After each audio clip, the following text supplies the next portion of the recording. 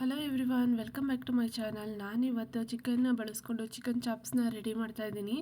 ಇದು ಸಖತ್ ಟೇಸ್ಟಿಯಾಗಿ ಇರುತ್ತೆ, ಹಾಗೆ ಸಖತ್ ಈಸಿ ಮಾಡೋದು. ಕೆಲವೇ ಇಂಗ್ರೀಡಿಯೆಂಟ್ಸ್ನ ಬಳಸ್ಕೊಂಡು ಮಾಡುವಂತಹ ರೆಸಿಪಿ ಸಹ ಇದಾಗಿರುತ್ತೆ. ಇದನ್ನು ಕೇವಲ ಒಂದು 10 ನಿಮಿಷ ಸಾಕು ನಾವು ರೆಡಿ ಮಾಡ್ಕೊಳ್ಳೋಕ್ಕೆ. ಯಾರಾದರೂ ಮನೆಗೆ ಬಂದಿದ್ದಾರಪ್ಪ, ಅವರಿಗೆ ಕ್ವಿಕ್ಕಾಗಿ ಏನಾದರೂ ರೆಸಿಪಿ ಮಾಡಿಕೊಡ್ಬೇಕು ಅನ್ನೋದರಲ್ಲಿ ಇತ್ತು ಅಂತಂದರೆ ಈ ಥರ ರೆಸಿಪಿನ ಆರಾಮ್ಸೆ ಮಾಡ್ಕೋಬೋದು.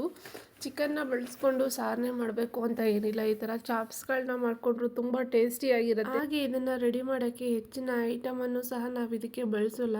ಕೇವಲ ಒಂದು 3-4 ಇಂಗ್ರೀಡಿಯೆಂಟ್ಸ್ನ ಬಳಸ್ಕೊಂಡು ಕ್ವಿಕ್ಕಾಗಿ ರೆಡಿ ಮಾಡುವಂತಹ ರೆಸಿಪಿ ಸಹ ಇದಾಗಿರುತ್ತೆ. ಇದು ಅನ್ನಕ್ಕಾಗಿರ್ಬೋದು, ಚಪಾತಿಗಾಗಿರ್ಬೋದು ತುಂಬ ಟೇಸ್ಟಿಯಾಗಿರುತ್ತೆ. ಹಾಗೆ ಸೈಡ್ ಡಿಶಸ್ ಆಗಿ ಬಳಸ್ಕೊಂಡ್ರು ಇನ್ನೂ ಟೇಸ್ಟಿಯಾಗಿರುತ್ತೆ. ಮಟನ್ ಸಾಂಬಾರು ಮಾಡಿರುವಾಗಲಿ, ಕೈಮಾ ಸಾಂಬಾರು ಮಾಡಿರುವಾಗಲಿ ಇದನ್ನು ಸೈಡ್ ಡಿಶಸ್ ಆಗಿ ಬಳಸ್ಕೊಂಡ್ರೆ ತುಂಬ ಟೇಸ್ಟಿಯಾಗಿರುತ್ತೆ. ಇದನ್ನು ಮಾಡೋದಕ್ಕೆ ನಾನು 1 kg ಅಷ್ಟು ಚಿಕನ್ನ ತೊಗೊಂಡಿದ್ದೀನಿ. ಅದನ್ನು 2ರಿಂದ 3 ಸಲ ಚೆನ್ನಾಗಿ ತೊಳ್ಕೊಂಡಿದ್ದೀನಿ. ಚೆನ್ನಾಗಿ ವಾಶ್ ಮಾಡಿ ಇಟ್ಕೊಂಡಿರುವಂಥ ಚಿಕನ್ನ ಸೈಡಲ್ಲಿ ಎತ್ತಿಟ್ಕೊಂಡು ನಂತರ ನಾನಿಲ್ಲಿ ಒಂದು ಪ್ಯಾನ್ನ ತೊಗೊಂಡಿದ್ದೀನಿ.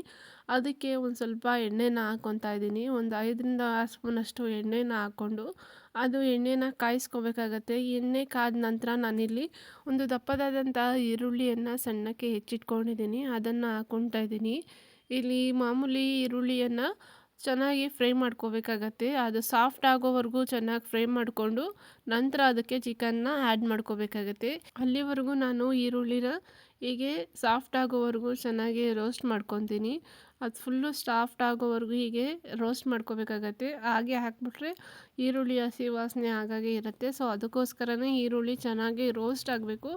ಅದು ಪೂರ್ತಿ ಸ್ಮೂತ್ ಆಗೋವರೆಗೂ ಅದನ್ನು ಚೆನ್ನಾಗಿ ರೋಸ್ಟ್ ಮಾಡ್ಕೋಬೇಕಾಗತ್ತೆ. ನಂತರ ನಾನಿಲ್ಲಿ ತೊಳೆದಿಟ್ಕೊಂಡಂತಹ 1 kg ಚಿಕನ್ನ ಆ್ಯಡ್ ಮಾಡ್ಕೊತಾ ಇದ್ದೀನಿ. ನೀವು 1 kgನಾದರೂ ತೊಗೋಬೋದು, ಇಲ್ಲ ಅರ್ಧ kgನಾದರೂ ತೊಗೋಬೋದು. ನಿಮಗೆ ಎಷ್ಟು ಬೇಕೋ ಅಷ್ಟು ಕ್ವಾಂಟಿಟಿನಲ್ಲಿ ಚಿಕನ್ನ ತೊಗೋಬೋದು. ನಂತರ ನಾನಿಲ್ಲಿ ರುಚಿಗೆ ತಕ್ಕಷ್ಟು ಉಪ್ಪನ್ನು ಸಹ ಈಗಲೇ ಆ್ಯಡ್ ಮಾಡಿಕೊಂಡು ಅಷ್ಟನ್ನು ಚೆನ್ನಾಗಿ ಮಿಕ್ಸ್ ಮಾಡ್ಕೊತೀನಿ. ಉಪ್ಪು ಚಿಕನ್ನಿಗೆ ಚೆನ್ನಾಗಿ ಇಟ್ಕೊಳ್ಳೋ ರೀತಿ ಎಲ್ಲದನ್ನು ಮಿಕ್ಸ್ ಮಾಡ್ಕೋಬೇಕಾಗತ್ತೆ. ಪ್ರತಿಯೊಂದು ಪೀಸಿಗೂ ಚಿಕನ್ನಿಗೆ ಉಪ್ಪು ಹಿಡಿಯೋ ರೀತಿ ಎಲ್ಲದನ್ನು ಚೆನ್ನಾಗಿ ಮಿಕ್ಸ್ ಮಾಡಿಕೊಂಡ್ರೆ ಚಿಕನ್ ಟೇಸ್ಟ್ ಚೆನ್ನಾಗಿರುತ್ತೆ. ಸೊ ಅದಕ್ಕೋಸ್ಕರ ಎಲ್ಲದಕ್ಕೂ ಉಪ್ಪು ಹಿಡಿಯೋ ರೀತಿ ಎಲ್ಲದನ್ನು ಚೆನ್ನಾಗಿ ಮಿಕ್ಸ್ ಮಾಡ್ಕೊತಾ ಇದ್ದೀನಿ. ಹೀಗೆ ಅದು ನೀರು ಬಿಡೋವರೆಗೂ ಚಿಕನ್ನ ಹಾಗೆ ರೋಸ್ಟ್ ಮಾಡ್ಕೋಬೇಕಾಗತ್ತೆ. ಅದಕ್ಕೆ ಒಂದು ಸ್ವಲ್ಪನೂ ನೀರನ್ನ ಆ್ಯಡ್ ಮಾಡ್ದಲೇ, ಹಾಗೆ ಅದಕ್ಕೆ ಯಾವುದೇ ರೀತಿ ಮಸಾಲಾನ ಆ್ಯಡ್ ಮಾಡ್ದಲೇ ಅದನ್ನು ಹಾಗೆ ಬೇಯೋದಕ್ಕೆ ಬಿಡ್ತೀನಿ. ಅದು ನೀರು ಬಿಡ್ಕೋಬೇಕು. ಅದಕ್ಕೋಸ್ಕರನೇ ನಾನಿಲ್ಲಿ ಮುಚ್ಚಳವನ್ನು ಮುಚ್ಚಿ ಒಂದು 10 ನಿಮಿಷ ಚಿಕನ್ನು ಬೇಯೋದಕ್ಕೆ ಬಿಟ್ಕೊತೀನಿ. ಇಲ್ಲಿ ಚಿಕನ್ನ ಬೇಯೋದಕ್ಕೆ ನಾನಿಲ್ಲಿ ಯಾವುದೇ ರೀತಿ ನೀರನ್ನು ಆ್ಯಡ್ ಮಾಡಿಲ್ಲ ಮತ್ತು ಯಾವುದೇ ರೀತಿಯ ಮಸಾಲೆನೂ ಸಹ ಆ್ಯಡ್ ಮಾಡಿಲ್ಲ. ಜಸ್ಟು ಈರುಳ್ಳಿಯನ್ನು ಹಾಕಿ ಒಗ್ಗರಣೆಯನ್ನು ಮಾಡಿಕೊಂಡು ಚಿಕನ್ನ ಹಾಕ್ಕೊಂಡು ಅದಕ್ಕೆ ಸ್ವಲ್ಪ ರುಚಿಗೆ ತಕ್ಕಷ್ಟು ಉಪ್ಪನ್ನು ಹಾಕ್ಕೊಂಡು ಹಾಗೆ ಚಿಕನನ್ನು ಬೇಯೋಕ್ಕೆ ಬಿಟ್ಕೊಂಡಿದ್ದೀನಿ. ಹೀಗೆ ಬೇಯೋಕ್ಕೆ ಬಿಟ್ಕೊಂಡಿರುವಂಥ ಟೈಮಲ್ಲಿ ಅದು ಫುಲ್ಲು ಸಂಪೂರ್ಣವಾಗಿ ನೀರು ಬಿಟ್ಕೊಳ್ಳುತ್ತೆ. ನೋಡಿರಿ, ಅಲ್ಲಿ ವಿಡಿಯೋದಲ್ಲಿ ತೋರಿಸ್ತಾ ಇದ್ದೀನಲ್ಲ ಎಷ್ಟು ಹಿಂಗೆ ನೀರು ಬಿಟ್ಕೊಳ್ಳುತ್ತೆ. ಅಲ್ಲಿವರೆಗೂ ನಾವೇನು ಮಾಡಬೇಕಾಗತ್ತೆ ಅಂತಂದರೆ ಚಿಕನ್ನ ಚೆನ್ನಾಗಿ ಬೇಯಿಸ್ಕೋಬೇಕಾಗತ್ತೆ. ಈ ಚಿಕನ್ ಚಾಪ್ಸನ್ನು ಆರಾಮ್ಸೆ ನಾವು ಮಾಡ್ಕೋಬೋದು.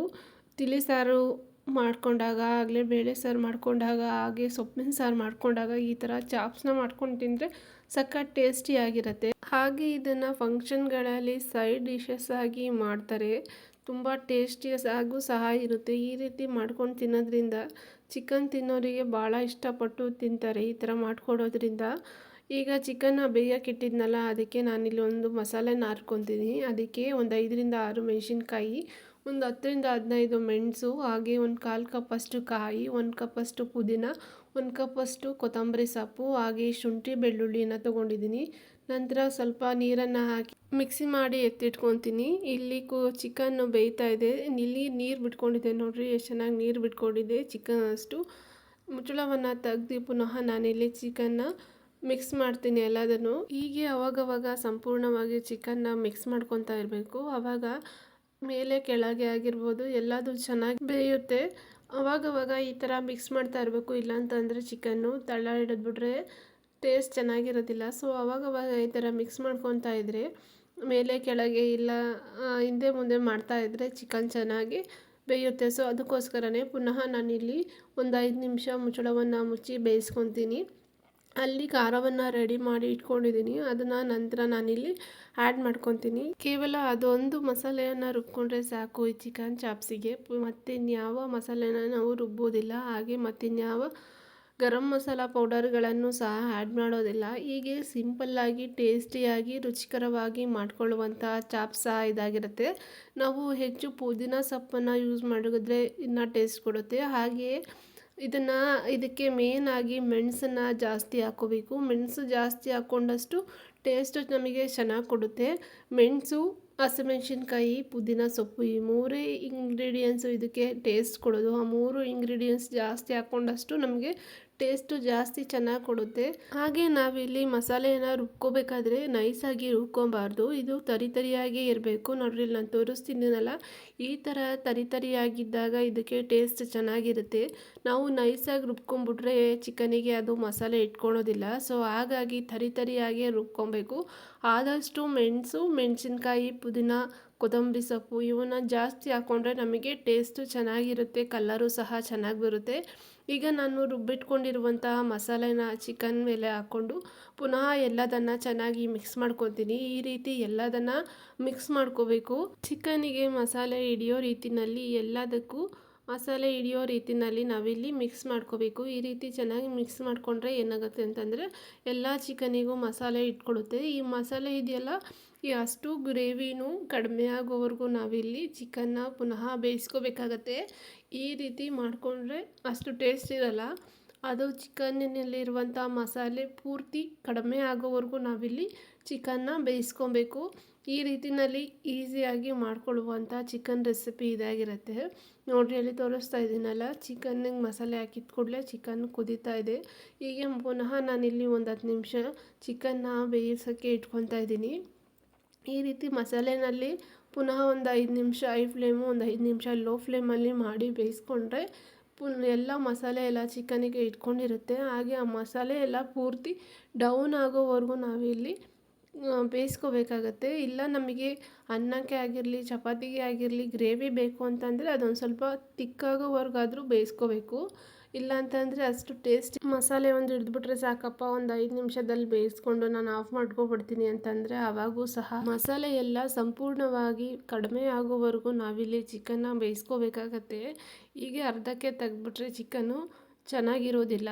ನೋಡಿರಿ ಇಲ್ಲಿ ಚಿಕನ್ ಮಸಾಲೆ ಹಾಕಿದ್ಮೇಲೆ ಚೆನ್ನಾಗಿ ಕುದೀತಾ ಇದೆ. ಪುನಃ ನಾನಿಲ್ಲಿ ಮಿಕ್ಸ್ ಮಾಡ್ಕೊತಾ ಇದ್ದೀನಿ. ಇಲ್ಲಾಂತಂದರೆ ತಳ ಹಿಡಿದ್ಬಿಟ್ರೆ ಚೆನ್ನಾಗಿ ಆಗೋದಿಲ್ಲ. ಈಗ ಇದೆಯಲ್ಲ, ಆ ಮಸಾಲೆ ಅಷ್ಟು ಸಂಪೂರ್ಣವಾಗಿ ಕಡಿಮೆ ಆಗಬೇಕು. ಕಡಿಮೆ ಆಗತ್ತೆ, ಅಲ್ಲಿವರೆಗೂ ನಾವಿಲ್ಲಿ ಚಿಕನ್ನ ಬೇಯಿಸ್ಕೊಂಡ್ರೆ ತುಂಬ ಟೇಸ್ಟಿಯಾಗಿ ಬರುತ್ತೆ.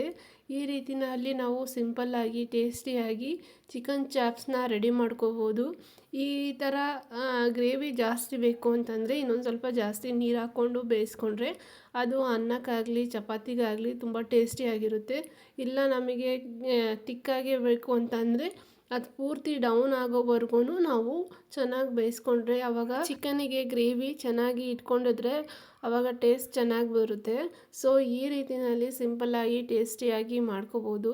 ಇದನ್ನು ಫಂಕ್ಷನ್ಗಳಲ್ಲಾಗಿರ್ಬೋದು, ಆಗಲಿ ಬಂದಾಗ ಆಗಿರ್ಬೋದು, ಇಲ್ಲ ರಿಲೇಟಿವ್ ಬಂದಾಗ ಆಗಿರ್ಬೋದು ಮಾಡಿಕೊಟ್ರೆ ತುಂಬ ಟೇಸ್ಟಿಯಾಗಿರುತ್ತೆ. ಹಾಗೆ ಅವರು ಸಹ ಖುಷಿಪಟ್ಟು ತಿಂತಾರೆ.